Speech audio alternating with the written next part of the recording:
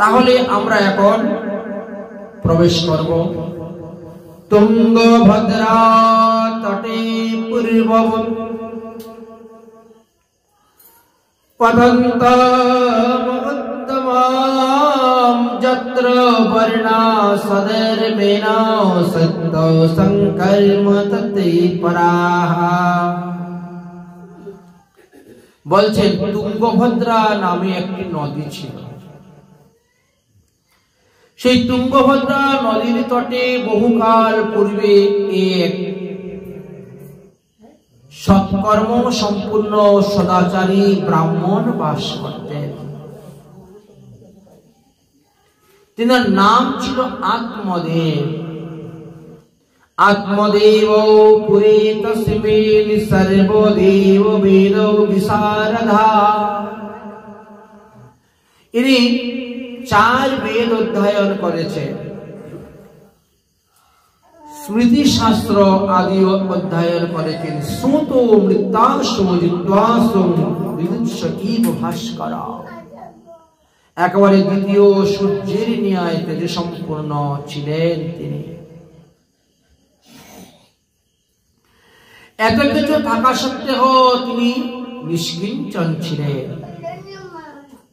ভিক্ষুক বৃত্তি লোকেন তৎপ্রিয়া ধুন্দলি স্মৃতাঃ। তিনি ভিক্ষাবৃত্তি অবলম্বন করতেন এবং নিষ্কিঞ্চন ছিলেন। কিন্তু তিনার স্ত্রীটা ছিল সম্পূর্ণ বিপরীত। সপরিবারে সদাচারী প্রসাদ বুঝি পাওয়া বড় মুশকিল হয়ে যায়, খুব কম। অনেক ক্ষেত্রে দেখা যায় স্বামী যদি ধর্মপথে অগ্রসর হয় তাহলে স্ত্রী হয় না। অনেকের আছে স্ত্রী হলে স্বামী হয় না। এই তিনার আত্মদেব ব্রাহ্মণের জীবনেটাও এরকম হয়ে গেছিল। তিনি তো শান্তশিষ্ট লোক, কিন্তু তিনার স্ত্রী ছিল বড় ঝগড়াটে। নামই হলো ধুন্দুলি। ধুন্দুলি মানে দ্বিধা বুদ্ধি জৈশ্য। যার বুদ্ধিটা 2 রকম তাকে ধুন্দুলি বলা হয়। মানে প্রতিটা জিনিসের মধ্যে একটা সন্দেহ থাকে, দ্বিধা বুদ্ধি থাকে। এই স্ত্রীর কারণে তিনার সংসারের মধ্যে সুখ ছিল না, শান্তি পেতেন না। যদিও শাস্ত্রে বলছে কুগৃহিণী প্রাপ্ত গৃহী কত্র সুখম। যার স্ত্রী খারাপ তার সুখ নেই সংসারে। তার জন্য গৃহ থেকে অরণ্য ভালো, বন ভালো। কিন্তু ইনি তো স্ত্রীকে খুব ভয় পেতেন, এই জন্য স্ত্রীকে ত্যাগ করেও বনে যেতে পারছেন না। বিবাহ করেছেন, বহুদিন হয়ে গেছে, কপাল কর্মদোষে সন্তানাদি কিছুই হচ্ছে না। এবার সন্তান প্রাপ্তির জন্য যে যা বলে তিনি তো তাই করছেন, কিন্তু তথাপিও কোনো সন্তান হচ্ছে না।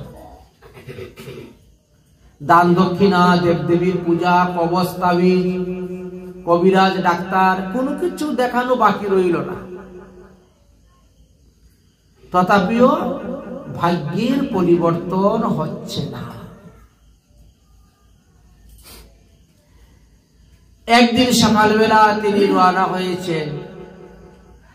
এমন সময় এক ব্যক্তি কি করেছে, উনাকে দেখেই মুখটা কাপড় দিয়ে ঢেকে নিয়েছে।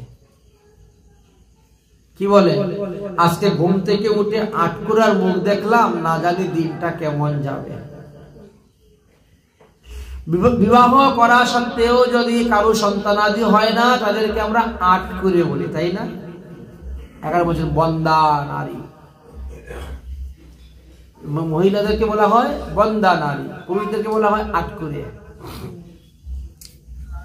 আচ্ছা, এই একটা কত বড় কথা বলেন তো, মনের মধ্যে কত বড় একটা ধাক্কা লাগলো, আঘাত লাগলো না? হায় হায়, আমি আটকুরা বলে লোক আমার মুখের দিকে তাকায় না। তাহলে কি দেবগণ পিতৃগণ আমার মুখের দিকে তাকায়? মনে হয় না। আমার নিজের সন্তান হচ্ছে না বলে একটা গরু এনে পুষলাম, সেটাও বন্দা, কোনো সন্তান হয় না। বাজার থেকে কিনে কোনো ফল নিয়ে এসে ঘরে রাখলে এক রাত্রির মধ্যেই পচে যায়। বাড়িতে কত গাছ লাগালাম, আম গাছ, জাম গাছ, কিন্তু কোনো গাছের মধ্যে কোনো ফল ধরে না। বিবাহিত জীবনে যার সন্তান নেই না, তার সুখ হয় না কোথায়। নো পুত্র নাপি নো পুত্রম ততুষ্টম পুত্রম। যার সন্তান নাই বিবাহিত জীবনে, তার মনের মধ্যে খুব একটা দুঃখ আসে, কষ্ট আসে। একদা সদিজ দুঃখাতে গৃহত্যাজ্যান বনং গতম। এই কারণে সংসারে সুখ নাই, স্ত্রীর নানা রকম উৎপাত, ঝগড়াঝাটি করে, অশান্তি করে, তারপরে আবার লোকেও নানা রকম কথা বলে। এই জন্য তিনি মনের দুঃখে একদিন গৃহ ত্যাগ করে বনে চলে গেলেন মরার জন্য, মরতে গিয়েছে। কিন্তু মরতে চাইলেও মৃত্যু হয় না অনেকের, আবার না চাইলেও অনেকে মরে যায়।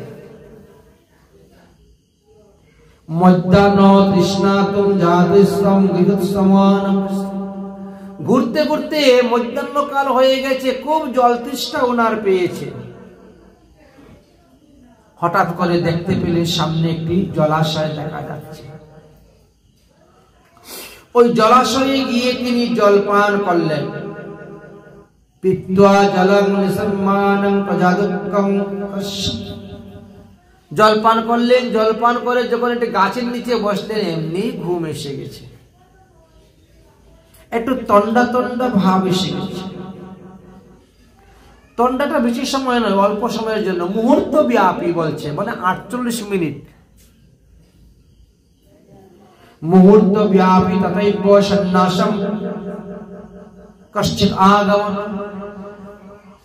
এক মুহূর্ত যায় নাই, মানে 48 মিনিট সময়ও যায় নাই তন্ডা ভাবটা ঘুমের।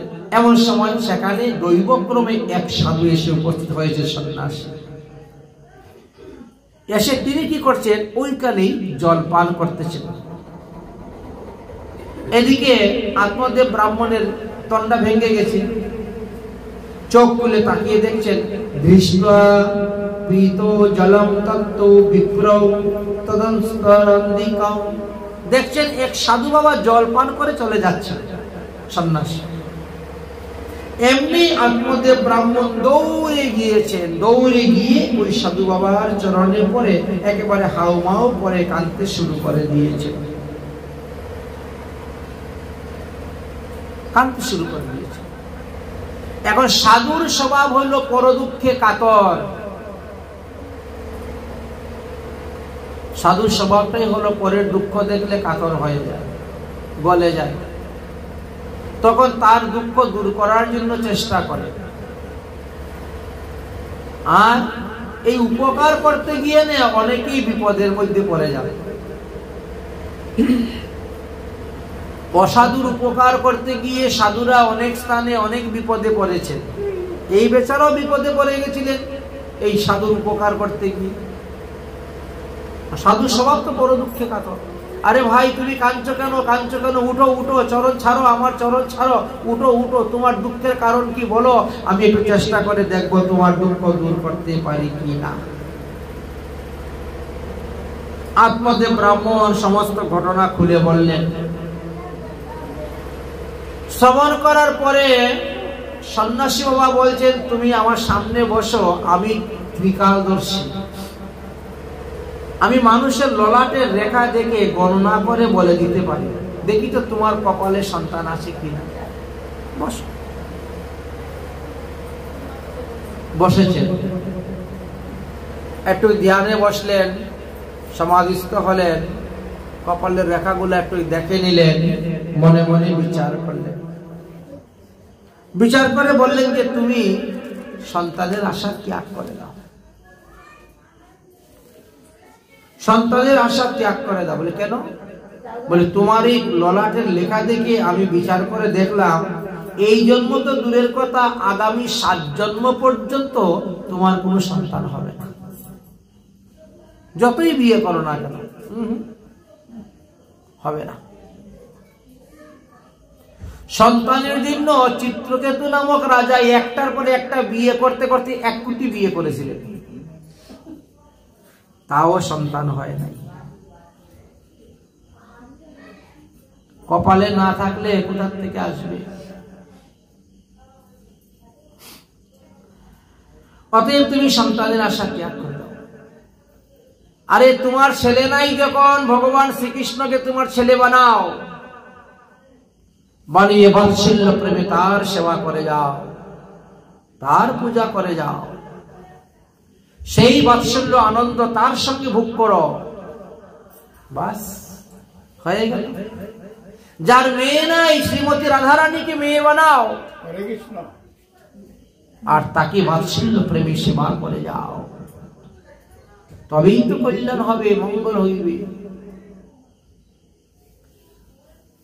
যার যেখানে যেটা অভাব আছে সেখানে ভগবানকে বসিয়ে সেই অভাবটা পূরণ করে নাও, অভাবটা পূরণ করে নাও। এটাই হলো উত্তম মত, উত্তম পথ। ভগবান তো সবকিছু হতে পারে। তমেব মাতা চ পিতা তমেব তমেব বন্ধু চ সখা তমেব তমেব বৃদ্ধা দ্রবিণাম তমেব তমেব সর্ব মম দেব দেব। যার যা নাই সে তা বানাও। যার স্বামী নাই, কৃষ্ণ তুমি আমার স্বামী, তুমি জগৎ স্বামী। যার পিতা নাই, কৃষ্ণ তুমি আমার পিতা। যার বন্ধু নাই, কৃষ্ণ তুমি আমার বন্ধু। দেখেছেন? তাহলেই তো অভাবটা দূর হয়ে যাবে। অতএব তুমি পুত্র সন্তানের জন্য আশা করিও না, তুমি হরিভজন করো, হরিভজন করো।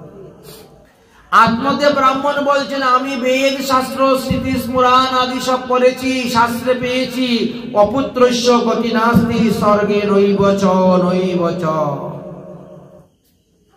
যার কোনো সন্তান নাই, পুত্র সন্তান নাই, সে কখনো স্বর্গেই যেতে পারবে না, অন্য জায়গায় যাওয়ার তো দূরের কথা। তাই শাস্ত্র বলছেন, যেন তেন প্রকারেণ কার্যম জন্ম সতহি, যেভাবে হোক একটা পুত্র সন্তানের ব্যবস্থা করো, যেভাবে হোক। এখন যেভাবে হোক বলতে এখন পুত্র সন্তান কিভাবে পাবো? বলছেন পুত্র 7 প্রকারের হয়ে থাকে। নিজের ঔরজাত সন্তানকে বলা হয় আত্মজ পুত্র। যদি তোমার দ্বারা সন্তান উৎপাদন না হয়, তাহলে অন্য কারোর দ্বারাও সন্তান উৎপাদন করানো যায়, সেটাও তোমার ছেলে হবে, তবে সেটা হবে তোমার ক্ষেত্রজ পুত্র। ক্ষেতের মালিক তো তুমি, বীজ যে কোনো লোকে ফেলুক না কেন, একে ক্ষেত্রজ পুত্র বলা হয়। যদি এতেও তোমার মন প্রসন্ন নয়, না আমি এই কাজ করতে যাব না, তাহলে তুমি দত্তক পুত্র নিয়ে আসো। অনেকেরই তো 4টা 5টা 6টা 7টা সন্তান আছে, তার থেকে একটা আমাকে দিয়ে দাও দত্তক, আমার মৃত্যুর পরে আমার সমস্ত সম্পত্তির মালিক হবে সে আমার শ্রাদ্ধ তর্পণ পিণ্ডি কার্যাদি করবে। দত্তক পুত্র নিয়ে আসো। যদি তাও না পাও, তাহলে পালিত পুত্র বানাও। যদি পালিত পুত্র যদি ব্যবস্থা করতে না পারো, তাহলে কাউকে ধর্মপুত্র বানাও। তুমি আমার ধর্মের পুত্র, আমার মৃত্যুর পরে তুমি কাজ করবে। বড়জ পুত্র, বিদ্যাজ পুত্র, মন্ত্রজ পুত্র, এইভাবে একটা না একটা 7টার মধ্যে বানাতে হবে।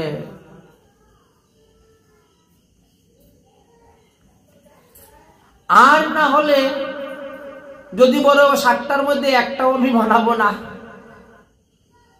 বলে তাহলে আপনাকে গৃহস্থ আশ্রম ত্যাগ করে সন্ন্যাস গ্রহণ করতে হবে।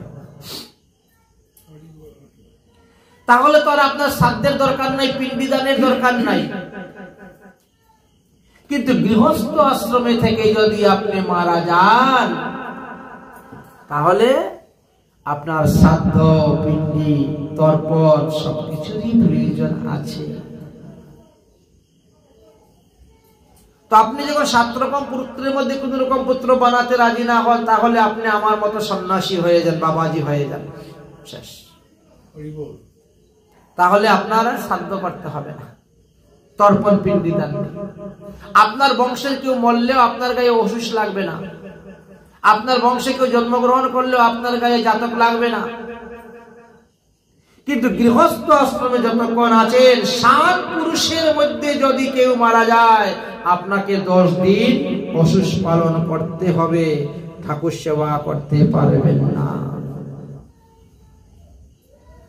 10 দিন। অন্য কেউ এসে তোমার বাড়িতে ঠাকুর সেবা করে দিবে, অথবা অন্যের বাড়িতে তোমার ঠাকুর পাঠাইতে হবে, সেখান থেকে প্রসাদ আসবে, তুমি খাবে। এটাই হলো শাস্ত্রের সিদ্ধান্ত। অতএব তুমি সন্ন্যাস গ্রহণ করো। আত্মদেব ব্রাহ্মণ বলছেন সন্ন্যাস তো হলো নিরস, এর মধ্যে কোনো রস নেই। সন্ন্যাস হলো একটা মরুভূমির দিকে যাওয়ার মতো, উত্তপ্ত বালুকাময় রাস্তার মতো। এই সন্ন্যাস আমার দ্বারা হবে না। তাহলে তুমি হরিভজন করে নিজের আত্মাকে নিজে উদ্ধার করো, এমন ভাবে ভজন করো যে ভজনের দ্বারাই তুমি তোমার আত্মাকে উদ্ধার করে দাও। তাহলে আর ভাতের পিণ্ডি দেওয়ার দরকার হবে না। ভজনও করবেন না, 7 প্রকার পুত্রের মধ্যে কোনো পুত্র তৈরি করবেন না, আবার সন্ন্যাস গ্রহণ করবেন না। তাহলে কেমন করো? যে কোনো একটা তো রাস্তা দিতে হবে, অবিলম্বন করতে হবে। মহারাজ আপনি আমাকে একটা পুত্র দিয়ে দেন না, আপনি ত্রিকালদর্শী, আপনি মহাযোগী, আপনি সন্ন্যাসী, আপনি ভজননিষ্ঠ মানুষ, আপনার কথা ভগবানও ফেলতে পারবে না, উত্তম ভক্ত। অতএব আপনি যদি ইচ্ছা করেন না আমাকে একটি সন্তান দিতে পারেন, দেন, আপনি একটি সন্তান আমাকে দিয়ে দেন। সাধু বাবা বলছেন না না না, আমার দ্বারা হবে না, হবে না, হবে না। মানে আমি তো বলি আপনার দ্বারা হবে। আপনি যদি আমাকে সন্তানের উপায় ব্যবস্থা করে না দেন, তাহলে আপনার চরণে মাথা ঠুকে আমি মরব, আর আমার মৃত্যুর জন্য দায়ী হবে না আপনি। এবার দেখলেন উপকার করতে গিয়ে কি হলো? উনি দয়া পরবশত হয়ে উপকার করতে গেলেন, আর উপকার করে এই ফল এখন শেষে, এখন ব্রহ্মহত্যা পাপের ফল নিতে হবে। এত মহাবিপদের মধ্যে পড়ে গেলেন সাধু। সন্ন্যাসী তখন কি করলেন? তিনার ঝুলার থেকে একটা ফল বের করে দিলেন, নাও তাহলে এই ফল নিয়ে তুমি তোমার স্ত্রীকে খাওয়াবে, এতেই স্ত্রী গর্ভবতী হবেন এবং সে থেকে একটি সন্তান জন্ম নেবে। যাও। ফলটা পেয়ে তো মনের আনন্দে তিনি বাড়িতে চলে এসেছেন, কিন্তু বাড়িতে আসার সঙ্গে সঙ্গে স্ত্রী তো একেবারে তেলে বেগুনে জ্বলে উঠছেন। কি ব্যাপার, সারাদিন ধরে কোথায় গিয়েছিলে, কোনো খবর নেই? ওগো, আমি তো গিয়েছিলাম আজকে মরতে, মরার জন্য জঙ্গলে গিয়েছিলাম, কিন্তু মৃত্যু তো হলো না। একজন মহাত্মার সঙ্গে দেখা হলো, মহাত্মা একটি ফল দিয়েছে, যাও তুমি স্নান করে আসে, এই ফলটা খাও, এতে সন্তান হবে। ধুন্দুলি ফলটা হাতে নিয়ে চিন্তা করছে, রে বাবা, এরকম ফল তো জীবনে কোনোদিন দেখি নাই। আত্মদেব ব্রাহ্মণ আমার বোকা পেয়েছে নাকি? ফল খাইলে সন্তান হয়? বাজার থেকে কিলো কিলো ফল কিনে এনে খাই, কই সন্তান তো হয় না দেখি। হ্যাঁ, এ কোথার থেকে বিশফল একটা নিয়ে এসেছে, আর ওটা খাবো, আমি মরে যাব, ব্রাহ্মণ আর একটা বিয়ে করে নিবে। এখন তো আমার ভয়ে বিয়ে করতে পারতেছে না। দেখেছেন দ্বিধা বুদ্ধি, এইকেই বলে ধুন্দুলি। আত্মদেব ব্রাহ্মণ তো স্নান করতে চলে গেছেন ফল দিয়ে, আর উনি কিন্তু ফল খেলো না। পাড়া প্রতিবেশীরা আসছে, কিরে তোর বর দিকে এসেছে, ব্রাহ্মণ ঠাকুর দিকে এসে গেছেন। আর বলিস না, কোথায় ঘুরতে ঘুরতে বিশফল একটা নিয়ে এসেছে, এনে আমাকে বলে এটা খাও, এটা খালে তোমার সন্তান হবে। আমি কি এত বোকা নাকি? ফল খাবো, একেবারে মিথ্যা কথা। কথা শেষ হতে না হতেই সে যেমন তার বড় বোনটাও ওই রকমই ছিল। সে যদি একটু ভালো হতো তাহলে তো কল্যাণ হতো না, যেমন তার সখীটাও তেমন বড়। বোন এসে বলছে, এই এক কাজ কর, এই গাভীরও তো এই গরুটারও তো বাচ্চা হচ্ছে না, ফল ওকে খাওয়াই দে, যদি বাচ্চা হয় ওর পেটে হবে, মরলে ওটা মরবে। তা আমি কিভাবে ব্রাহ্মণকে বুঝাবো, সান্ত্বনা দিব? বলে, দেখ আমার পেটে সন্তান এসেছে, আমার সন্তান যখন প্রসব হবে আমি আমার স্বামীকে দিয়ে তোর কাছে পাঠিয়ে দিব, আমার তো 5-6টা সন্তান আছে, তুই একটু টাকা পয়সা দিয়ে দিস, হয়ে গেল। এটা হলো তোমার পালিত পুত্র, তোমরা মরলে পরে সেই এই সম্পত্তির মালিক হবে, তোমরা মরলে সে শ্রাদ্ধ টাদ্ধ করবে।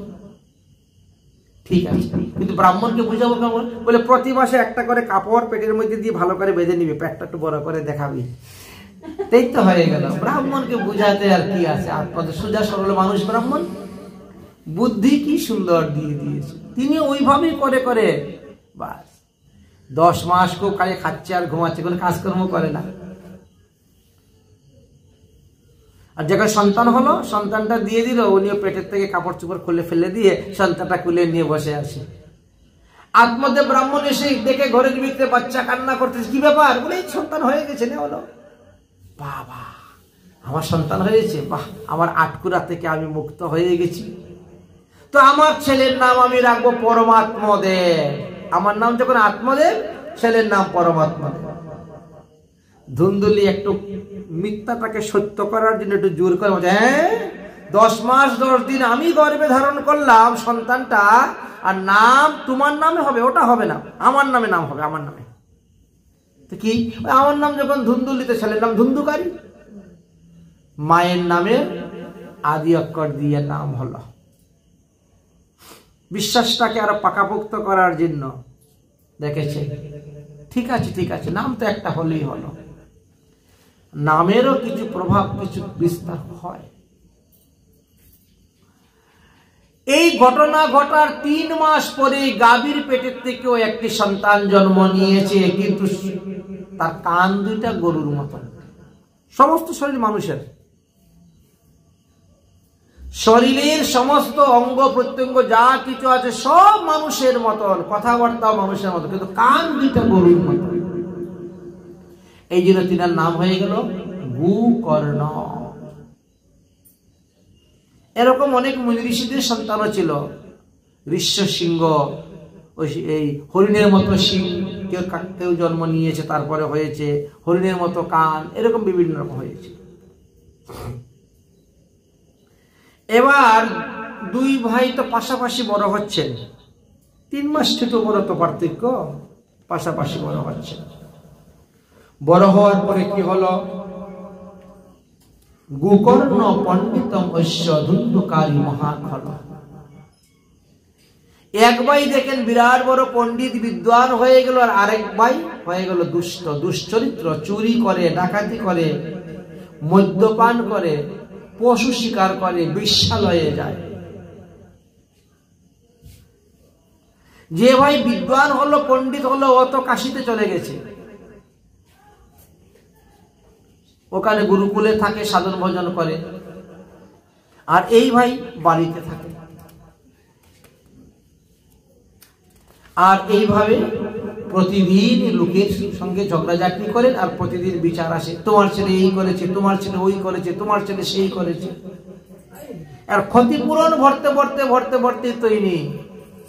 আর দুঃখ পাচা, হারে নিঃসন্তান ছিলাম তো ভালোই ছিলাম, এই যে কুপুত্র, এই কুপুত্র সর্বদাই আমাকে দুঃখ দিবে। যারা সুপুত্র তারা সুখ দেয়, আর কুপুত্ররা দুঃখ দেয়।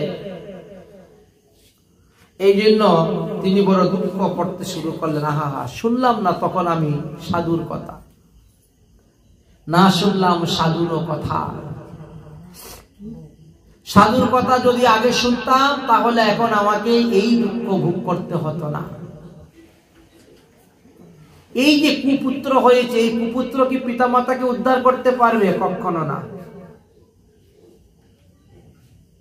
যাদের ছেলেরা একাদশী আদি ব্রত করে না, শুদ্ধ সদাচার পালন করে না, বিষ্ণু মন্ত্রে দীক্ষা গ্রহণ করে না, তারা মাতা পিতার শ্রাদ্ধ করে মাতা পিতাকে উদ্ধার করতে পারে না। শ্রাদ্ধ করলেই যে উদ্ধার হয়ে যাবে এমন নয়। পুত্র যদি পাপ করে সেই পাপ পিতাকে ভোগ করতে হয়, এটি নিয়ম আছে। শিষ্য যদি পাপ করে সেই পাপ গুরুকে ভোগ করতে হয়, স্ত্রী যদি পাপ করে সেই পাপ স্বামীকে ভোগ করতে হয়, মন্ত্রী যদি পাপ করে সেই পাপ রাজাকে ভোগ করতে হয়। এই জন্য চিন্তা করছেন এই পুত্র তো আমাদেরকে উদ্ধার করতে পারবে না,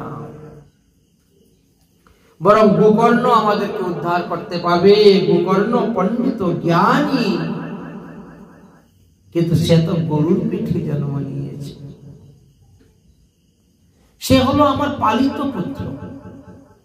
আর ধুন্ধুকারীকে মনে করেছিলেন তিনি ক্ষেত্রজ পুত্র, আত্মজ পুত্র মনে করেছিলেন, বা ক্ষেত্রজ পুত্র, ফল খেয়ে সন্তান হয়েছে তো ক্ষেত্রজ পুত্র। নিয়ম হয়েছে সবার আগে আত্মজ পুত্রের অধিকার। মা বাবা মরলে পরে আত্মজ পুত্রই শ্রাদ্ধ শান্তি আদি করে। যদি ছেলে না থাকে তাহলে ভাইপো, ভাতিজা, ভাইনা, নাতি, এরকম ক্রম আছে। শেষে দেখা যায় এদের মধ্যেও কেউ নেই, তাহলে করুক ক্ষেত্রজ পুত্র, দত্তক পুত্র, পালিত পুত্র, তারাও করতে পারে। সেইগুলাও যদি কেউ না থাকে তাহলে আপনার কুলপুরোহিত বা কুলগুরু করতে পারবেন আপনার কাজ। এক না একভাবে আপনার উদ্ধারের ব্যবস্থা করা যাবে। এই জন্য গোকর্ণ যখন দেখলো যে এই দাদার সঙ্গে থাকা যাবে না, এই দাদা দুষ্ট প্রকৃতির, আমি আমার কাশীতেই থাকি, গুরুকুলেই থাকি। ধুন্ধুকারী যত দিন যাচ্ছে ততই তিনি আরো উগ্র স্বভাব সম্পূর্ণ হয়ে উঠতেছে। আত্মদেব ব্রাহ্মণের নাগালের বাইরে চলে গেল। এখন একটা মাত্র পুত্র তো, আদরের পুত্র, বেশি আদর দিতে দিতে এখন একেবারে বাদর হয়ে গেছে। আমা টাকা দাও, বাবা টাকা দাও। আর টাকা নিয়ে কি করে? ওই মদ্যপান করা, বেশ্যালয়ে গমন করা ইত্যাদি ভাবে এই অর্থকে ব্যয় করছে। একদিন আত্মদেব ব্রাহ্মণ বসে হাউমাউ করে কাঁদতেছেন।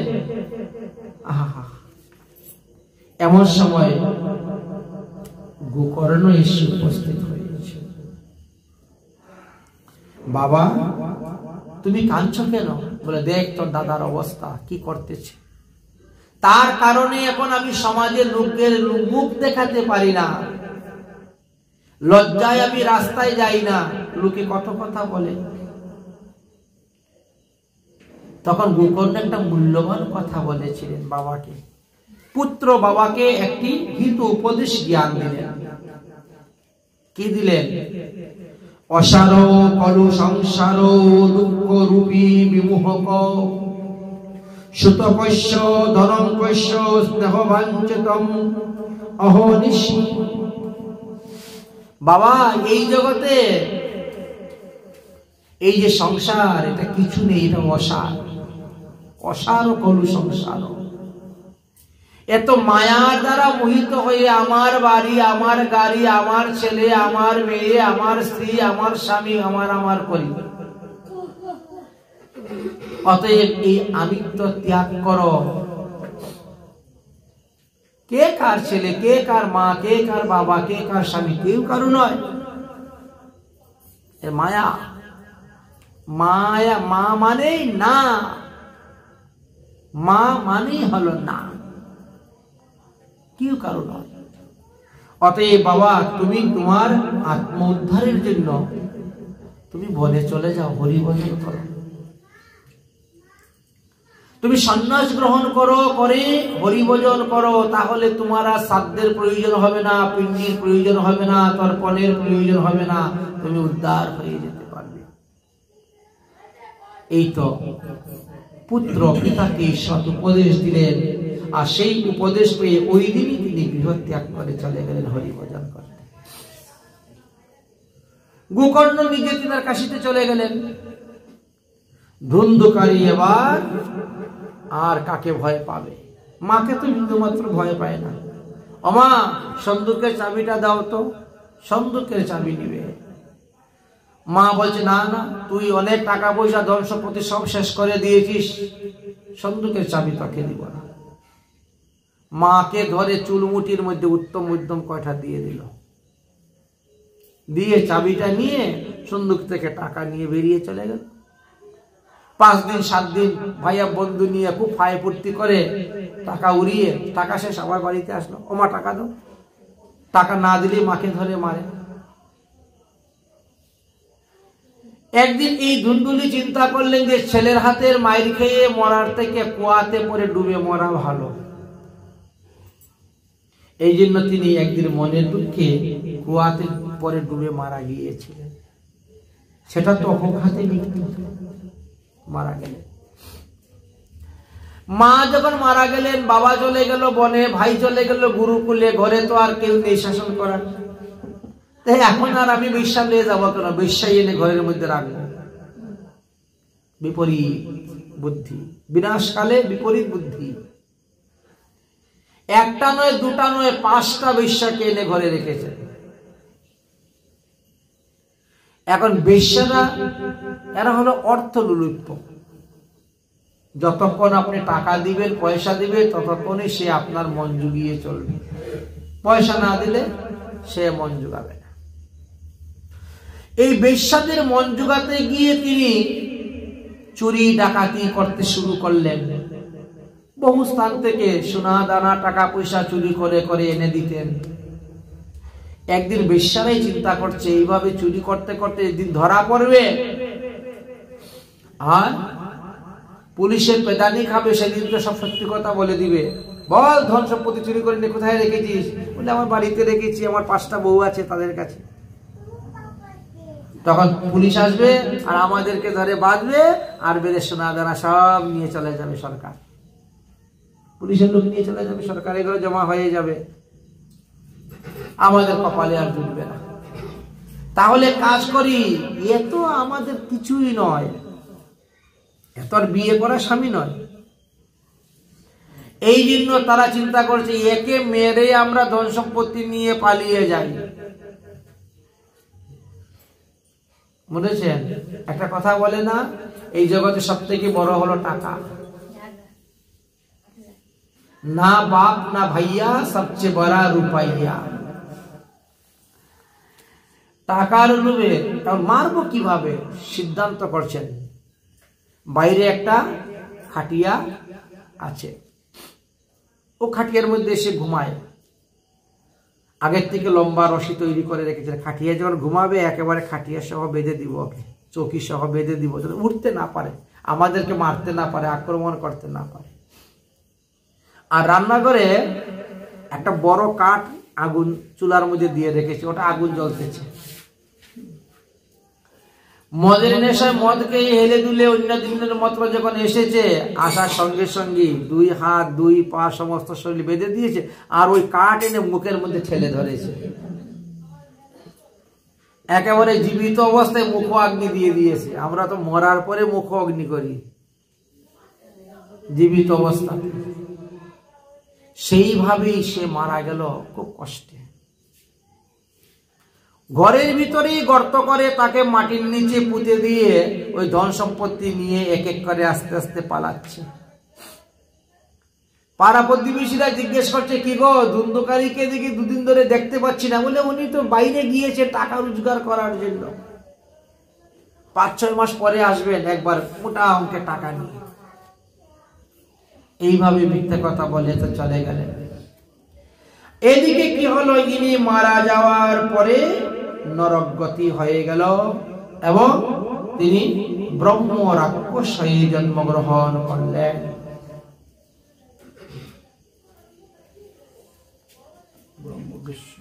মুহতে নরকং গতি, এই যে মুহ এর দ্বারা নরক, মঞ্চ জ্ঞানং প্রজারূপং মুহতে নরকং গতি। এবার যম মহারাজ কি করলেন, তিনাকে প্রেতাত্মা পিশাচ চুরি দিয়ে দিলেন। এখন ব্রাহ্মণের ছেলে ইনি মারা যাওয়ার পরে এই দৈত্য হয়েছিলেন বলে তাকে ব্রহ্মদৈত্য নাম দেওয়া হয়েছিল। প্রেতাত্মার নাম হয়েছিল ব্রহ্মদৈত্য।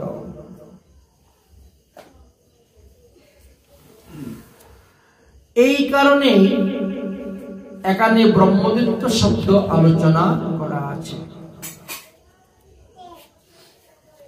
এবার ব্রহ্মদৈত্য হয়ে তিনি চতুর্দিকে ভ্রমণ করতে শুরু করছেন, গ্রামেতে বড় ভয় দেখাচ্ছেন, গ্রামবাসীদেরকে অনেক ভয় ভীতি দেখাচ্ছেন। গ্রামবাসীদের এত উৎপাত শুরু হয়েছে যে রাতের বেলা এই ব্রহ্মদৈত্যের ভয়ে কেউ ঘর থেকে বেরোয় না,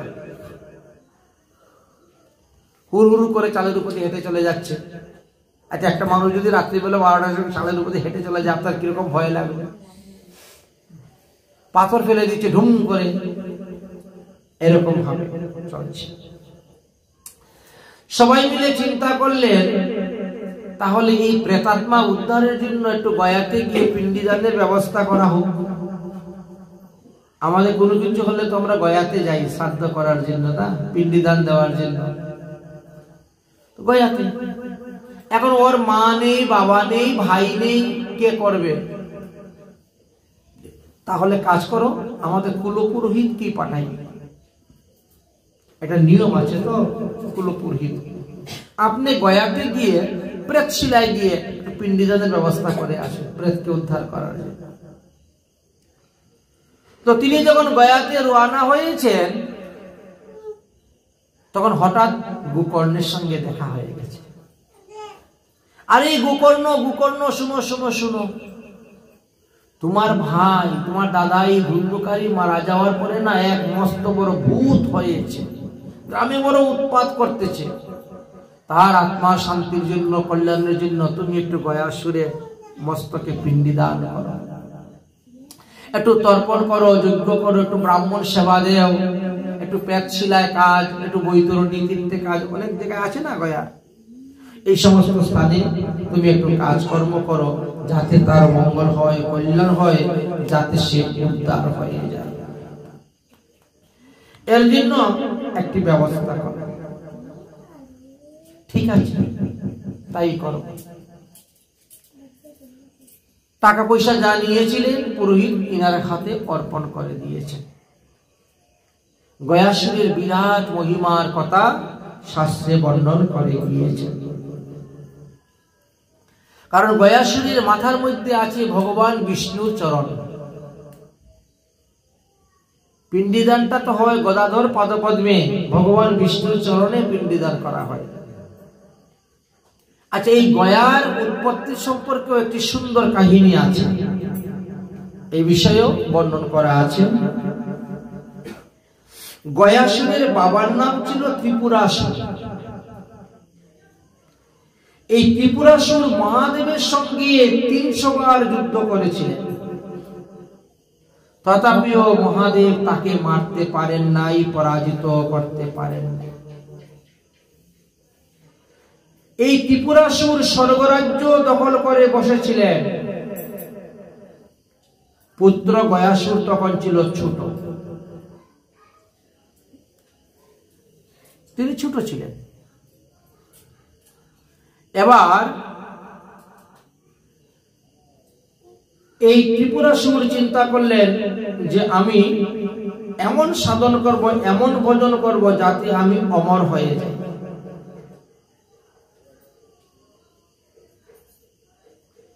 আর মারতে পারবে না এবং স্বর্গরাজ্য কখনো আমার কাছ থেকে নিতে পারবে না। এই কারণে তিনি ব্রহ্মার তপস্যা করতে গিয়েছিলেন। ব্রহ্মার তপস্যা করতে যখন গিয়েছেন তখন ব্রহ্মা তিনার তপস্যায় সন্তুষ্ট হয়ে আসছেন। আসার পরে বললেন, বলো তুমি কি চাও? বলে আমি অমর বর চাই। বলে অমর বর তোমাকে দেওয়া যাবে না। বলে আপনি যদি আমাকে অমর বর না দেন তাহলে আমার পুত্রকে অমর বর দান করুন। ব্রহ্মা বলছেন তথাস্তু, তাই হবে। আচ্ছা, গয়াসুর যে তপস্যা করে নাই, তপস্যা করেছেন তার পিতা, আর পুত্র পেয়ে গেল বর, অমর বর।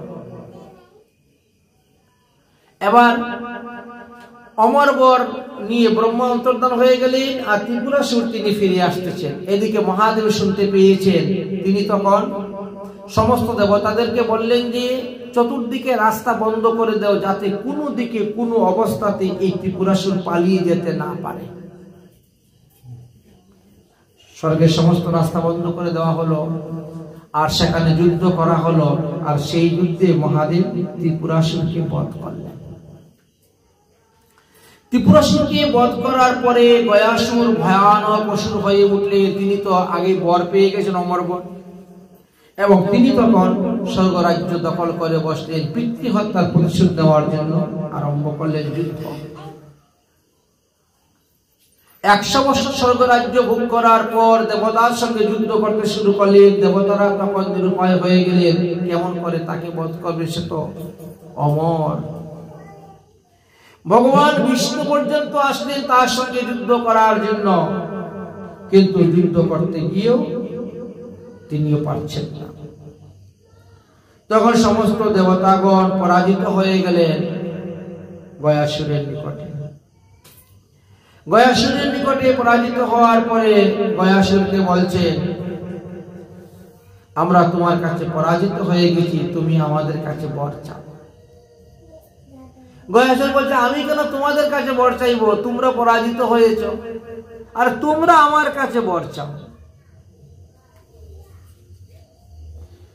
তখন বলছেন দেবতারা, তাহলে তুমি শুয়ে যাও, তোমার পিঠের উপরে আমরা যজ্ঞ করব। পৃথিবীতে এইরকম উত্তম স্থান, ভালো স্থান কোথায় পাই নাই, পবিত্র স্থান পাই নাই। তোমার দেহ এই পবিত্র দেহতে আমরা যজ্ঞ করব। আশ্চর্য কথা, আমি একজন অসুর আর আমার শরীর পবিত্র, আমার পিঠের মধ্যে যজ্ঞ করবেন? এত কেমন করে হয়? দেব অসুর নাগে নারে আদি নারায়ণ না করে পারিবে আদি বদি। আচ্ছা, এবার কি হলো? গয়াসুর বলে ঠিক আছে, তাই করব। তাই তিনি শয়ন করেন।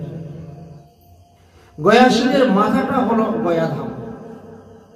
গয়াসুরের এক হাত হলো প্রয়াগে, আর গয়াসুরের এক হাত পড়েছিল কাশীতে।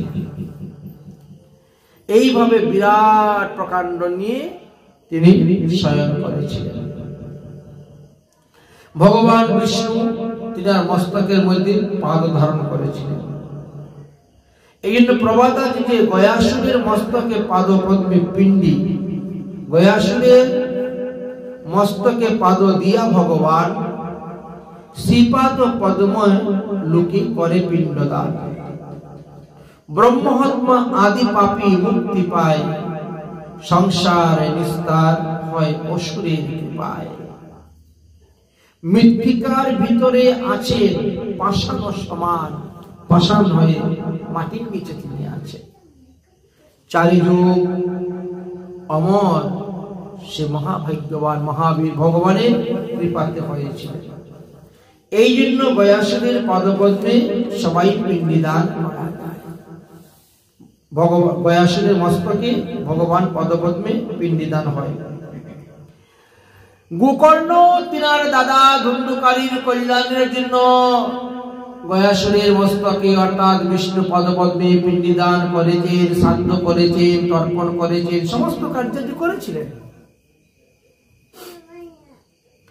করে তিনি ঘুরতে ঘুরতে ঘুরতে ঘুরতে ঘুরতে ঘুরতে 1 বৎসর পরে তিনি তিনার জন্মস্থানে আসলেন। সন্ধ্যার পরে আসার পরে দেখেন কি সমস্ত বাড়িঘর ঝড় তুফানে ভেঙে ফেলে দিয়েছে। উঠানে সমস্ত জায়গায় ঘাস উঠে ভরে আছে। ভূতের বাড়ি, এই জন্য কেউ দখল করতে আসে না ভয়ে। কিন্তু সে তার তো জন্মস্থান, এই জন্য তিনি কি করলেন, একটু জায়গা পরিষ্কার করে কম্বল একটা বিছিয়ে কম্বলের আসন নিয়ে তিনি বসে গেলেন। বসে হরিনাম জপ করতেছে, নির্জুম একা। এমন সময় ওই প্রেতাত্মা চলে এসেছে। প্রেতাত্মা চলে এসেছে, এসে কি করেছে, পাশে একটা ধপ করে এত বড় পাথর ফেলে দিয়েছে। এত বড় পাথর কোথা থেকে পড়ে গেল, ভয়। মহিষের রূপ ধারণ করে আসতেছে, কুকুরের রূপ ধারণ করে আসে, ভেড়ার রূপ ধারণ করে আসতেছে। এইভাবে এক এক প্রকার, কখনো আগুনের লুক্কা হয়ে আসতেছে। এইভাবে এসে তিনাকে বারবার ভয় দেখাতে শুরু করতেছে। কিন্তু তিনার মনের মধ্যে একটা সাহস, আমার গলায় তুলসীর মালা আছে, সঙ্গে গীতা আদি গ্রন্থ আছে, তুলসীর মালা আছে, গ্রন্থ আছে, ঊর্ধ্বপুণ্ড তিলক আছে, সমস্ত তীর্থের জল আমার কাছে আছে। অতএব ভূত প্রেরত কেউ আমাকে স্পর্শ করতে পারবে না। দূর থেকে ভয় দেখাতে পারে, কিন্তু স্পর্শ করতে পারবে না। এই যদি বসে দেখি কোন প্রেতাত্মা এসে আমাকে ভয় দেখাচ্ছে। হয়তো এটা মনে হয় তার রাস্তা, তার রাস্তার মধ্যে আমি বসে গেছি, এই জন্য ভয় দেখাচ্ছে, রাস্তার সরঞ্জে। আমিও দেখবো কে, কোন ভূত আসতেছে আজকে। যখন কুকুরের রূপ ধারণ করে ঘেউ ঘেউ করে আসতেছে, কামড় মারবে, তখন তিনি সর্বতীর্থের জল ছিটা দিয়ে দিয়েছেন গায়ে। কুকুরটা বসে গেছে, বসে চোখের দ্বারা ইশারা দিচ্ছে, আমাকে আরো জল মারো, আরো জল দাও, তীর্থের জল। তীর্থের জলে কি হয়, পাপের নাশ হয়। তিনি এত পাপ করেছেন যে কথা বলতে পারতেছেন না। গোকর্ণ যখন তীর্থের জল ছিটা দিলেন, দিয়ে বলছেন, কে তুমি? এই মধ্যরাত্রে আমাকে এত ভয় দেখাচ্ছ, কি তোমার পরিচয়? কেন আমাকে ভয় দেখাচ্ছ? তখন ওই প্রেত কথা বলতেছে, অহম ভ্রাতা তদিয়স্মিন ধুন্ধুকারী নামত। আমি তো তোমার দাদা, ধুন্ধুকারী। একই দাদা, তোমার এই অবস্থা কেন? বললেন, শক্তিতে না, আমি আমার কর্মদোষে ব্রাহ্মণত্ব নষ্ট করে ফেলেছিলাম। ব্রাহ্মণের ঘরে জন্মগ্রহণ করলেই ব্রাহ্মণ হওয়া যায় না।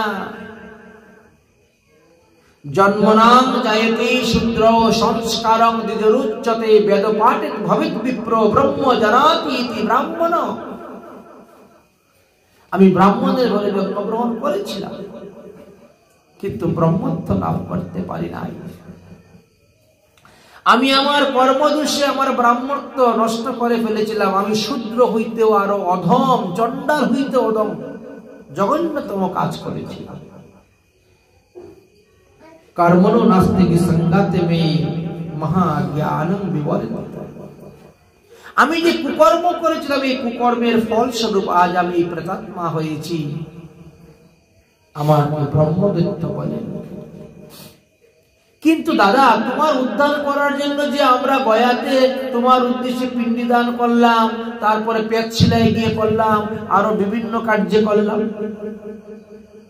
তাহলে আমার উদ্ধার হলো না কেন? তাহলে আমি আরেকবার গিয়ে গয়াতে বিধি বিধান অনুসারে পিণ্ডি দান করব। বিধি বিধান অনুসারে আমি আবার গিয়ে পিণ্ডি দান করব। তখন প্রেতাত্মা কি বলছে, গয়া সাতে সতেনাপি মুক্তি মেন ভবিষ্যতি। আরে একবার কেন, দুবার কেন, তুমি যদি 100 বার গয়াতে গিয়ে গদাধর পদপদ্মে পিণ্ডি দান করো, তথাপিও আমার মুক্তি হইবে না। কারণ আমার মুক্তির অন্য কোন উপায় করতে হবে, এই গয়াসুর আমাকে উদ্ধার করতে পারবে না। আমি এতই পাপ করেছি। গয়াসুরের একটা ক্ষমতা আছে, এই ব্যক্তি যদি অতটা পাপ করে তাকে আমি উদ্ধার করে দেবো, তার থেকে বেশি করলে পারবো না, তার একটা ক্ষমতা আছে। কিন্তু আমি যে তার থেকে অধিক পাপ করেছি, অতএব গয়াসুর আমাকে উদ্ধার করতে পারবে না। 100 বার যদি গয়া থেকে পিণ্ডি দাও, তুমি অন্য কোনো উপায় করো। তখন তিনি বিস্মিত হয়ে গেছেন, অবাক হয়ে গেছেন, না না এটা হয় কেমন করে, এটা হতে পারে না। কারণ শাস্ত্রে লেখা আছে, গয়াসুর বলছে যেদিন আমার মস্তকে পিণ্ডিদান দেওয়ার পরে কোনো জীব উদ্ধার হবে না, সেদিন আমি উঠে দাঁড়িয়ে যাব। আমাকে সেই ক্ষমতা দাও, আমি যাতে সবাইকে উদ্ধার করতে পারি পঞ্চপাতকের পাতক। কিন্তু তুমি উদ্ধার হলে না কেন? না হলে ওখানে মন্ত্র দোষ হয়েছে, অথবা দ্রব্য দোষ আছে, একটা কিছু তো আছে। এই জন্য তিনি চিন্তা করছেন, অথবা কোনো বিধিবিধানের গন্ডগোল হয়েছে। আচ্ছা, আমাদের মধ্যে যারা গয়াতে যান পিণ্ডিদান করতে, তারা কিভাবে, কি নিয়মে যান? নিয়ম কিন্তু আছে। গয়া যাত্রার 3 দিন পূর্বে থেকেই ব্রহ্মচর্য নিয়ম পালন করতে হয় এবং নিত্য ক্রিয়া সমাপ্ত অন্তে স্বস্তি বাচন পূর্বক সংকল্প মন্ত্র পাঠ করতে হয়, করে ওই দিন উপবাস থাকতে হয়। তারপরের দিন নিত্য ক্রিয়া সমাপ্তর পরে শুদ্ধ আসনে বসিয়ে আচমন পূর্বক স্বস্তি মন্ত্র পাঠ করে আবার সংকল্প মন্ত্র পাঠ করতে হয়। 2 দিন হয়ে গেল। তারপরের দিন কি হলো? গয়া যাত্রার দিন সকালবেলা আপনি উঠবেন, উঠে সমস্ত গ্রাম পরিক্রমা করবেন, হরিনাম সংকীর্তন করে, তারপরে সংকল্প মন্ত্র পাঠ করে তার অস্থি আদি যা কিছু আছে নিয়ে এবার রওনা হলেন। অতঃপর তারপরের দিন আপনি ট্রেনে যান আর বাসে যান, গাড়িতে ধরলেন। চতুর্থ দিবসে সকালে স্নান করে নিত্যকর্ম করার পরে আপনি এবার গয়া যাত্রা আরম্ভ করলেন। পদব্রজে হোক আর বাসে ট্রেনে হোক, 4 দিন তো এখানেই চলে গেল। পঞ্চম নিয়ম, গয়াতে কি উপস্থিত হওয়ার পর আপনি প্রথমেই দণ্ডবত প্রণাম করবেন, তারপরে আপনি গিয়ে ফল্গু নদীতে স্নান করবেন। গদাধর পাদপদ্ম এসে পুজো করবেন, ফুল চন্দন আদি বস্ত্র আদি অর্পণ করবেন। তারপরে ফল্গু নদীতে ওখানেও এই প্রেতাত্মা উদ্ধারের জন্য কাজ করা হয়। গয়াতে পৌঁছিবার পর বিভিন্ন স্থানেতে আছে। গয়াতে প্রথম দিন পৌঁছে কি কাজ করবেন, দ্বিতীয় দিন কি কাজ করবেন, তৃতীয় দিন কি কাজ করবেন, চতুর্থ দিন কি কাজ, পঞ্চম দিন কি কাজ, ষষ্ঠ দিন কি কাজ, সপ্তম দিবসে কি কাজ, অষ্টম দিবসে কি কাজ ইত্যাদি সম্পর্কে আলোচনা করে দিয়েছেন। গয়াতে আপনাকে 9 দিন বাস করতে হবে, আর এক এক দিন এক এক স্থানে এক এক প্রকার কার্য আদি করলে পরে ওই জীবাত্মার উদ্ধার হয়।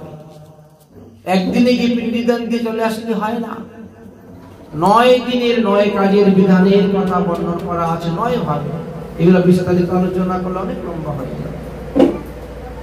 যাই হোক, তাহলে আমি সেই বিধান বিধি অনুসারে আমি কাজ করব। প্রেতাত্মা বলছেন ওইসব কাজের দ্বারা হবে না, তুমি অন্য কোনো উপায় করো। গয়া সন্দেহ সতে না পে মুক্তি ন চমে মতি, তুমি অন্য উপায় করো। তখন বড় চিন্তার মধ্যে পড়ে গেলেন, তাহলে অন্য উপায় কি করা যায়? আমার মাথায় তো আর কিছু জোগাচ্ছে না। আচ্ছা দেখি, আমাদের গ্রামে তো অনেক সাধু সন্ত মহাত্মা আছেন, গণ্যমান্য ব্যক্তি, এদের সঙ্গে আলোচনা করে দেখি। অতএব যাও দাদা, তুমি তোমার স্থানে গিয়ে বসে যাও, কাউকে আর ভয় দেখাইও না। তোমার উদ্ধারের উপায় আমি কালই করব।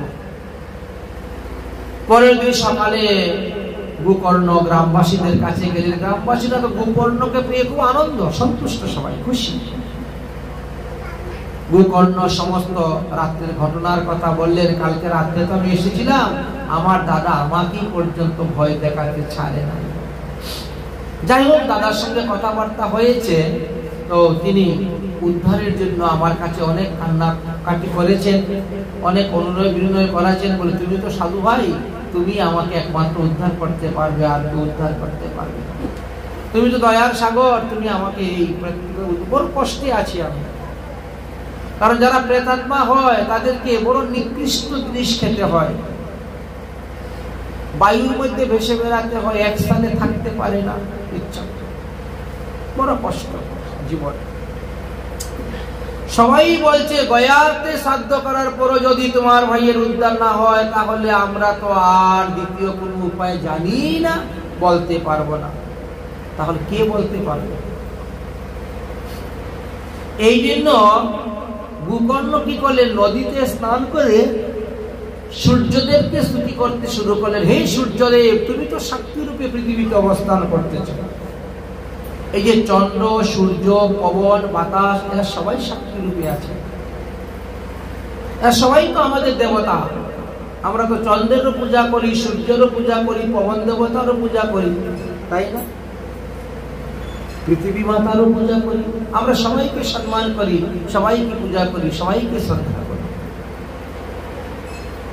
সূর্যদেবকে প্রণাম করে, সূর্যদেবের পূজা করে, সূর্যদেবের কাছে প্রার্থনা করছেন। সূর্যদেব বলছেন, গোকর্ণ কি ব্যাপার, তুমি আমার এত স্তুতি ভক্তি প্রণাম করতেছ কেন? বলে, আমার দাদা উদ্ধারের কোনো উপায় পাচ্ছি না, তুমি কৃপা করে বলো কি করলে আমার দাদা উদ্ধার হবে। আকাশবাণী হয়ে গেল। সূর্যদেব স্পষ্ট ভাষায় বললেন যে শ্রীমদ্ ভাগবতা মুক্তি সপ্তাহ বচনং কুরু, তোমার ভাইয়ের আত্মার কল্যাণের জন্য 7 দিন ভাগবত সপ্তাহ যজ্ঞ করো, তাহলেই সে উদ্ধার হয়ে যাবে। আচ্ছা, গোকর্ণ তখন অতটা বিধিবিধানও জানতেন না, যতটুকু, কারণ সেই সময় তো ভাগবত এরকম ভাবে সবসময় হতো না, ভাগবতটা সবসময় হতো না, সবাই জানতো না। এই জন্য এটা তো একটা গোপনের মতো ছিল। যাই ভাগবত সপ্তাহ করার কথা যখন বলছেন, আমি করব। এখন নিয়ম আছে, যার উদ্দেশ্যে ভাগবত সপ্তাহ করবে তার জন্য আসন দিতে হয়, উনি কোনো আসনও দেন নাই। সংকল্প ঠিক আছে যে দুর্দুকারীকে আত্মার উদ্ধারের জন্য ভাগবত পাঠ করা হচ্ছে। এবার যার উদ্দেশ্যে ভাগবত পাঠ করা সে তো এসে উপস্থিত, এসে দেখে তো আমার কোনো আসনই নাই, আমি কোথায় বসে পাঠ শুনব? সে তো এক জায়গায় দাঁড়াতে পারে না, বাতাসের মধ্যে ঘুরে বেড়ায়। হঠাৎ দেখে ওই 7টা গাছ যুক্ত একটা বাঁশ আছে, আর বাঁশের নিচে একটা ছিদ্র আছে, এই বাঁশের দিকে ঢুকে বসে গেল। এই জন্য যেখানে ভাগবত পাঠ হয় যেখানে দেখবো 7টা গাছ যুক্ত একটা বাঁশ রাখা হয় নিচে একটা ছিদ্র দিয়ে, কারণ যারা ভূত প্রেরত আদি অপজনিতে আছে তারা ওর ভিতরে বসে হরিকথা শ্রবণ করে উদ্ধার হবে, এই জন্য রাখে। এবার বাঁশ তো দেখ, বাঁশের মধ্যে ঢুকে গেল, শুরু হয়ে গেল ভাগবত পাঠ। ভাগবত পাঠ যখন শুরু হলো, প্রথম দিবসের পাঠ শেষের পরেই বাঁশের একটা গাইড ফেটে গেল, একটু উপরে উঠে গেল। দ্বিতীয় দিবসে দ্বিতীয় গাইড ফেটলো, আর একটু উপরে উঠলো। তৃতীয় দিবসে তৃতীয় গাইড, আর একটু উপরে, এইভাবে 7 দিন। 7ম দিবসে যখন 7টা গাইড ফেটে গেল, তখন তিনি এই প্রেমজনি থেকে মুক্ত হয়ে ভগবান শ্রীকৃষ্ণের যে রূপ সারূপ্য মুক্তি তিনি পেয়ে গেলেন। সপ্ত গ্রন্থি যুক্তং তৎস্মাৎ কৃষ্ণং চ মুক্তি। এবার 7টা গাইড ফেটে গেল, আর তিনি ভগবানের সারূপ্য মুক্তি পেয়ে গেলেন, একেবারে ভগবানের মতো, দ্বিতীয় ভগবানের রূপ পেয়ে গেছে, সারূপ্য মুক্তি, যেভাবে কৃষ্ণ হয়ে তিনি বাস থেকে বেরিয়ে গেছেন। বেরিয়ে 2 হাত জোর করে প্রণাম করে বলছেন, ধন্য ভাগবতী বার্তা প্রেত পীড়া বিনাশিনী। ভাই গোকর্ণ, তোমারই ভাগবত কথা ধন্য, এই ভাগবত কথা 7 দিন শুনে আমি প্রেত জনি থেকে মুক্ত হয়ে গেলাম এবং ভগবানের সারূপ্য মুক্তি পেলাম। সপ্তাহম অপি তথা ধন্য কৃষ্ণ লোক ফলপ্রদ। এই 7 দিন তোমার মুখে হরিকথা শ্রবণ করে প্রেতজনি থেকে মুক্ত হয়ে ভগবানের সারূপ্য মুক্তি পেয়ে আমি এখন নিত্য গোলক ধামে চলে যাচ্ছি।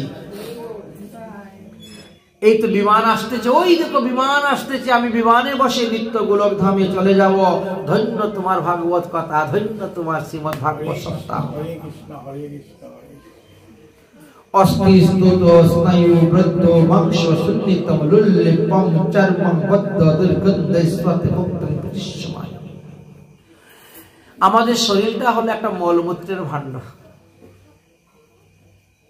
দুর্গন্ধযুক্ত পুজ বিষ্ঠা মূত্র দ্বারা। আর এই দেহের উপরে আমরা এত অহংকার করি, অভিমান করি। মৃত্যুর পরে এই দেহের তিনটা পরিণতি।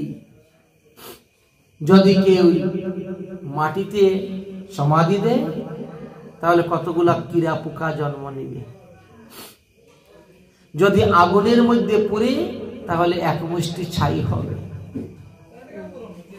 আর যদি ফেলে দেয় জঙ্গলে, নদীর জলে, তাহলে মাছে, কুকুরে, শিয়ালে খাবে, খেলে পরে কতগুলা বিষ্ঠা হবে পরিণতি। তো যেই দেহের এই পরিণতি, এই দেহের উপরে এত অহংকার করতে নাই, অভিমান করতে নাই। এখন তিনি বুঝতে পারছেন এই ভারতবর্ষে জন্মগ্রহণ করে যারা হরিভজন করেন না, বলে নিষ্ফলং জন্ম কীর্তিতা, তার জন্মটাই বৃথা। যারা এই হাত দিয়ে হরিভজন করে না, হরির সেবা কার্য করে না, তার হাত মৃত ব্যক্তির হাতের মতন অপবিত্র। যার কর্ণকুহর কান দিয়ে হরিকথা শ্রবণ করে না, তার কানটা একটা ইঁদুরের গর্ত সদৃশ্য।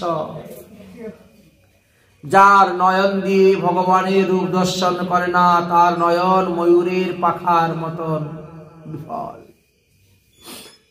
যে চরণ পেয়ে, এত সুন্দর চরণ পেয়ে ভগবানের লীলাভূমি দর্শন করে না, বৃন্দাবন ধামা দিতে যায় না, তার চরণ ওই বৃক্ষের চরণের মতন জড়, নিষ্ফল।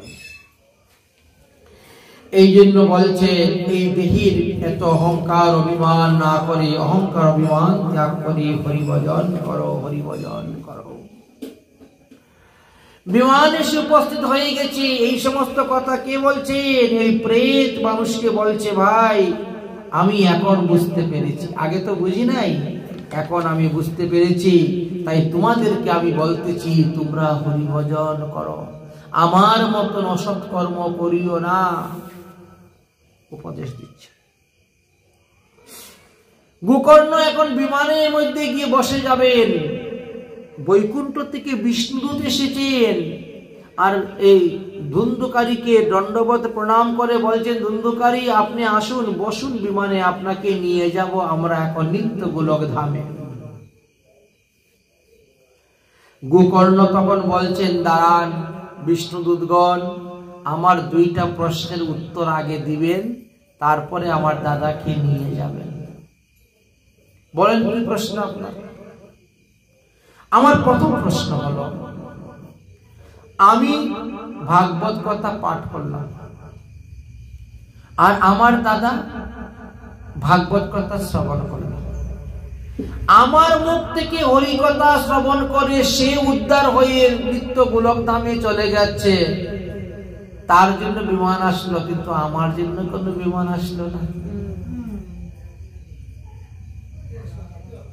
প্রথম প্রশ্ন। দ্বিতীয় প্রশ্ন, এই ভাগবতের আসর যখন বসিয়েছি তখন হাজার হাজার লোক এসেছে ভাগবত কথা শ্রবণ করতে, আর অন্য কারোর জন্য কোনো বিমান আসলো না। এই দুটি প্রশ্নের উত্তর আমাকে দিন, তারপরে আপনারা দাদাকে নিয়ে চলে যাবেন নিত্যধামে। সেই বিষ্ণুদূতগণ গোকর্ণকে প্রণাম করে বলছেন যে, হে গোকর্ণ, ভগবান ভক্তের মর্যাদা দিতে জানেন তো? তুমি তো পরম ভক্ত, পরম বৈষ্ণব। এই পৃথিবীতে তোমার মতন দাতা আর কেউ নেই। বলে কি বলছো তোমরা, পাগলের মতন?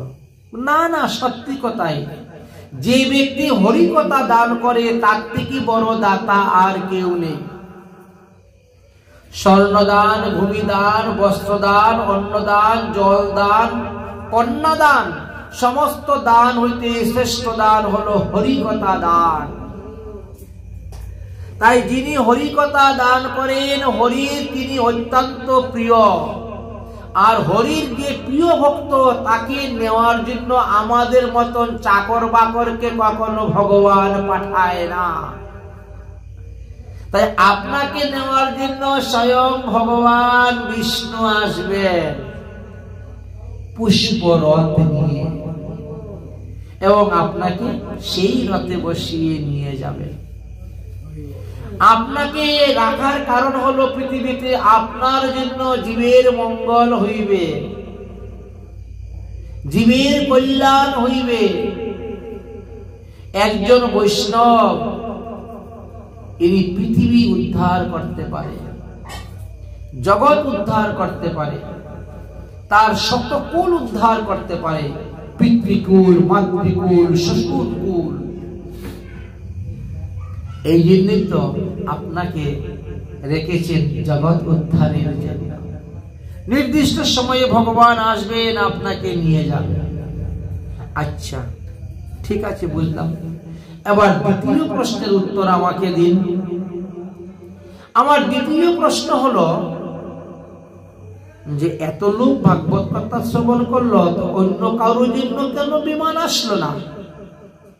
এই কথার উত্তরটা আপনারা বলে দিন। তখন বলছেন, দেখো, এরা যারা ভাগবত কথা শ্রবণ করতে এসেছে, এরা কোনো বিধি বিধানই মানে নাই। ভাগবত কথা শ্রবণের তো অনেক বিধি আছে, বিধান আছে। তো বিধি বিধান না মেনে যদি কেউ ভাগবত কথা শ্রবণ করে, তাহলে তো তার উত্তম ফল পাওয়া যায় না। এরা কেউ বিধি বিধান মানে নাই। এই জন্য ভাগবত পাঠের আগে বিধি বিধানের কথা বর্ণন করতে হয়। তার জন্য একটা আলাদা দিন। ওই দিন শুধু খালি ভাগবতের মাহাত্ম্যের 6 অধ্যায় পাঠ হইবে, আর সেখানে বিধি বিধানের কথা বলা হবে। বলে আগামী কালকে থেকে ভাগবত পাঠ শুরু হবে, এই বিধি, এই বিধান আপনারা মেনে চলে পাঠ শুনুন। আপনাদের যার যেটা কামনা আছে, বাসনা আছে, সেটাই পূর্তি হবে। এই জন্য বিধি বিধানটা সম্পর্কে আগে আলোচনা করা হয়। তো এরা তো কেউ জানেও না, আর মানবে তো দূরের কথা। আর আজকালকে তো জানলেও অনেকে মানতে চায় না। যারা মানে তাদেরই মঙ্গল হয়, তাদেরই কল্যাণ হয়। আপনি আরেকবার পাঠ করুন, দেখবেন অবশ্যই তাদের জন্য বিমান আসবে, যারা ঠিক ঠিক ভাবে বিধি বিধান পালন করে ভাগবত কথা শুনে। এই কথা বলে বিষ্ণুদূতরা চুপ হয়ে গেলেন।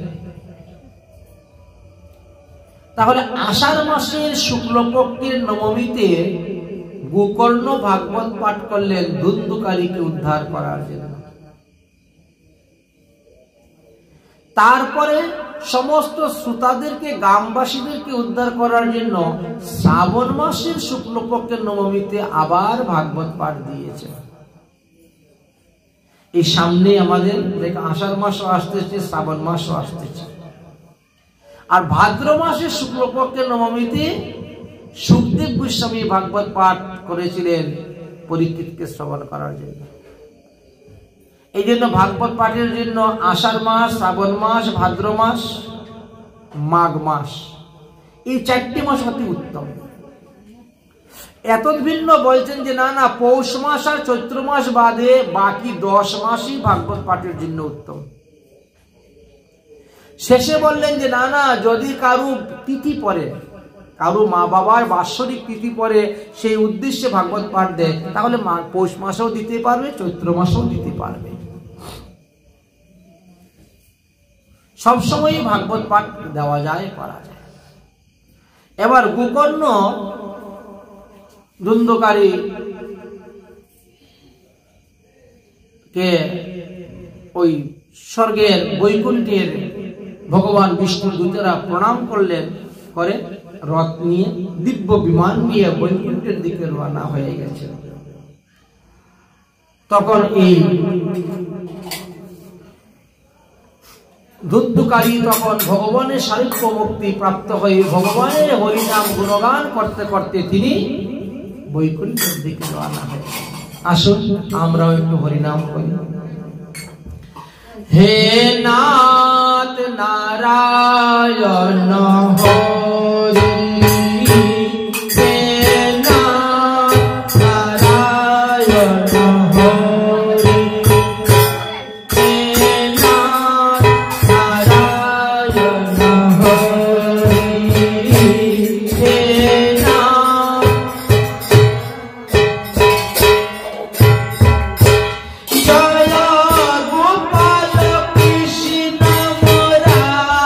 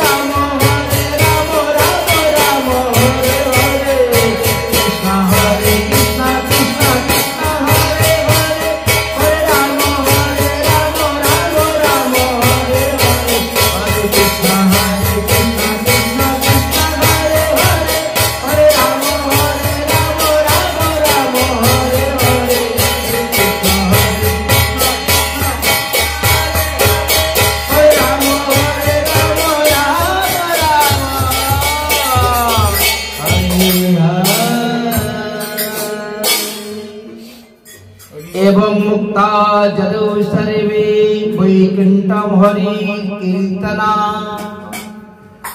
এইভাবে হরিনাম করতে করতে করতে করতে দেখেন ধুন্ধুকারী নিত্য বৈকুণ্ঠ ধাম প্রাপ্ত হয়ে গেলেন। সবাই দেখে তো অবাক বিস্মিত হয়ে গেলেন। হরি কথার এত শক্তি, হরিনামের এত শক্তি, ভাগবত কথা শ্রবণের এত শক্তি, তাহলে আমরাও বিধিবিধান অনুসারে 7 দিন যাবৎ ভাগবত পাঠ শ্রবণ করব সংকল্প নিয়ে নিলেন। শ্রাবণ মাসে গোকর্ণ কথামৃতম তথা পুণ্য, এই জন্য আষাঢ় মাসে উদ্ধার হয়ে গেলেন ধুন্ধুকারী, শ্রাবণ মাসে আবার ভাগবত পাঠ বসাইলেন। সমস্ত গ্রামবাসীগণ পুরবাসীগণ এই ভাগবত পাঠ শ্রবণ করলেন, আর শ্রবণ করে আচণ্ডালে সবাই উদ্ধার হয়ে ভগবত ধামে চলে গেলেন। বলছেন অযোধ্যাবাসী পূর্বে যথা রামেণ সংজাতে, ভগবান রামচন্দ্র যেভাবে সমস্ত অযোধ্যাবাসীদেরকে নিয়ে নিত্যধামে চলে গিয়েছিলেন, আজ গোকর্ণ সমস্ত গ্রামবাসীদের চণ্ডালাদি সবাইকে নিয়ে তিনি হরিধামে চলে গেলেন। যেভাবে হরিশ্চন্দ্র মহারাজ সমস্ত গ্রামবাসীদেরকে নিয়ে স্বর্গে রওনা হয়ে গিয়েছিলেন, ঠিক তেমনি ভাবে গোকর্ণ ও সমস্ত পুরবাসীকে নিয়ে তারা রওনা হয়ে গিয়েছিলেন। এই জন্য বললেন হরিকথা শ্রবণের এমন মূল্য। একবার হরিকথা এই ভাগবত সপ্তাহ যজ্ঞ শ্রবণ করলে কোটি জন্মের পাপ থেকে মুক্ত হয়ে হরিধামে যাওয়া যায়। তাই শ্রীমন্ত মহাপ্রভুর কৃপা হলে আগামী করল আমরা তার পরবর্তী বিষয়গুলো আলোচনা করব। আজকের মতন ভাগবতীয় কথা আমাদের এখানেই বিশ্রাম।